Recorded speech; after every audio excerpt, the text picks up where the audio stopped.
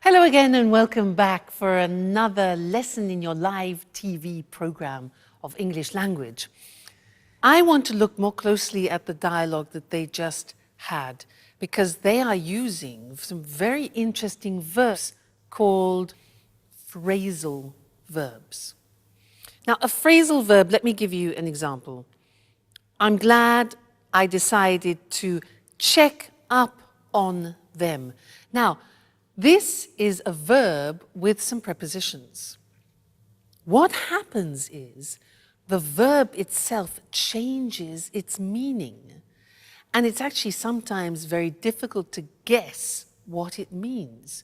So, when a verb has a preposition or even two prepositions after it, and it changes its meaning, its original meaning, we call it in English a phrasal verb.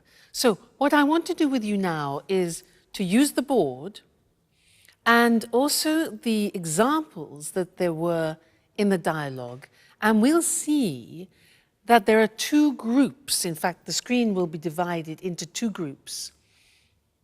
One will be two-word phrasal verbs, and the other is three-word phrasal verbs. Let me explain a little bit better. For example, Anne said, the example before, I'm glad I decided to check up on them. You see that? To check up on them. Check with two prepositions.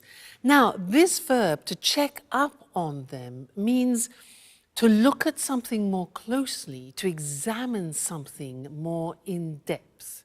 All right, so that is the new meaning. Anne then said, I think Peter and Sharon carried on with their argument.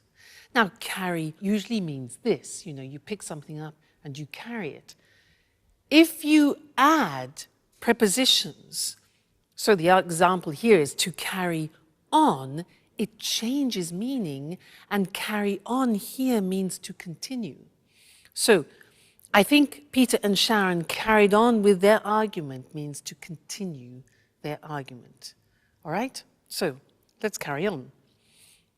Then Anne said, I found out by chance. Found out, that becomes the meaning of discover. I discovered something. Okay, so find out. Next one.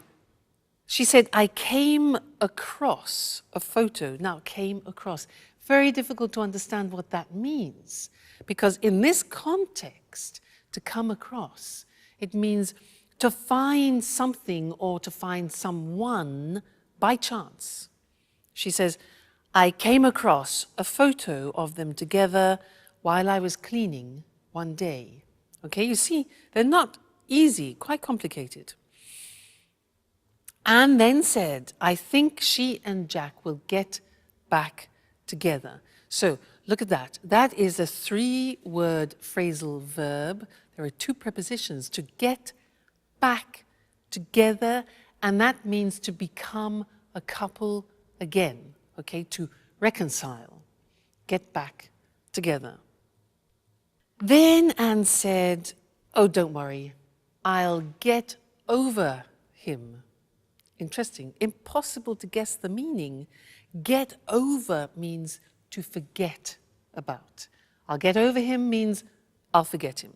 All right? Alice says, if I were you, I would look after myself. Look at that one. Look after, again, difficult to imagine. It means to take care of yourself. So if I were you, I would look after myself. Good. Next one, there are two more. It's been a long time since I got on so well. Now, to get on with means to have smooth relations with a person. It means that the relationship is going well without problems. To get on with. And the last one, Anne says, I'm looking forward to not having a man in my life. Again, look at that. To look forward to. Again, very interesting.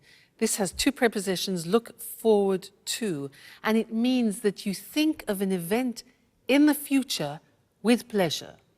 I could say to you, I look forward to seeing you again in the next lesson. All right, so these are the phrasal verbs, very difficult. People hate them. And they say, well, why don't you use easier verbs in English? Well, they come from Anglo-Saxon, and because we use them very often, I'm afraid you have to get familiar with them. All right? So we'll keep practicing, and I'll see you again. I look forward to seeing you again in the next lesson. Okay? Bye.